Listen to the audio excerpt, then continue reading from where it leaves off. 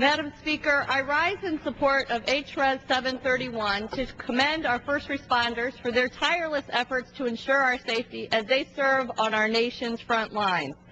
These brave men and women are often the first ones on the scene and the last ones to leave. Firefighters in Lorain, Elyria, Barberton, Akron, Brunswick, Strongsville, and throughout my district and our nation deserve our deepest gratitude. In spite of all of the cuts that our firefighters are facing, they continue to put their lives on the line to save ours. Far too many communities in the 13th District of Ohio have had to lay off firefighters. In Lorain, 33% of the time, Fire Station number 4 is closed. But even with these frequent closures, they still put their lives on the line. They risk their lives without hesitation. Lorain firefighters Sean Lloyd and Dan Russell were injured as they pulled a 6-year-old girl from a fire. Firefighters from Elyria saved the 56-year-old life of Russell Bowles, who wasn't breathing and had no heartbeat. They used a defibrillator to bring him back to life and then rushed him to the hospital. In August, an Elyria Township firefighter was injured by a gas tank explosion as he was responding to a house fire. In Akron, fire captains Albert Bragg and Charles Twigg arrived at a house fire and were told someone was still in the home. Without hesitation, they ran into the house. They found the man and they carried him to safety. And when a man in Brunswick was experiencing a type of cardiac arrest known as the widowmaker, because it almost always results in death, it was firefighter Russ Murhoff and his fellow team members who arrived on the scene and resuscitated him. First responders not only keep us safe, they also actively support our communities.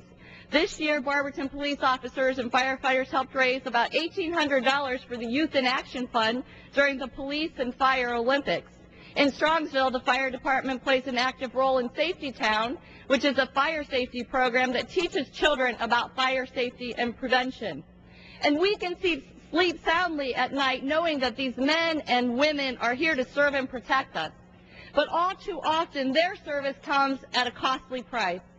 Each year, approximately 80,000 of our nation's firefighters are injured, and last year, 103 firefighters were killed. Those who have made the ultimate sacrifice put their community and their neighbors above their own lives. And even though our departed firefighters are no longer with us, the lessons they taught us will last forever. Their noble and unrelenting allegiance to public service embodies the American spirit, and I cannot imagine better role models. For these reasons, our nation's firefighters and first responders deserve our continued praise and support. And H.Res 731 expresses our great appreciation for these great men and women. However, true support should come in the form of job stability. Protecting the jobs of our first responders is a top priority in ensuring the safety of all communities. And I was very pleased that language included in the supplemental appropriations bill this year expanded the use of the SAFER grants to allow communities to retain and rehire firefighters. And communities in my district are looking forward to applying for those grants that they so desperately need.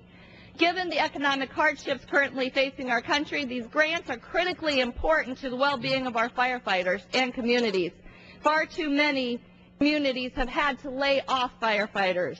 And as we all know, these fire department closures cause response times to be longer. This can be risky for emergency callers as well as for our firefighters because a working fire has more time to grow and become more dangerous. Lorain firefighters need these SAFER grants, and Fire Chief Tom Brown is ready and waiting to apply for them. Elyria firefighters need these SAFER grants, and Elyria Fire Chief Rich Benton is ready and waiting to apply for them. In Akron, 38 firefighters have been laid off. Our firefighters are people with mortgages and young children. Akron firefighters need these SAFER grants, and Fire Chief Larry Bunner is ready and waiting to apply for them. Competition for the estimated $630 million for the entire country will be intense. In 2008, 72 firefighters protected the city of Elyria, but today only 46 are tasked with the duty. And our union presidents like Dean Marks and John George are working hard to preserve jobs and the safety of their communities. The IAFF and the OAPF are working hard to protect the jobs of these brave men and women. But our nation's first responders can never be thanked enough for their efforts. Through this resolution, we recognize their brave work, and it does not go unnoticed. We salute the sacrifices and commitment to our state and local government officials for their efforts to keep our communities safe and deter acts of terrorism. Let's get those safer grants out. Time is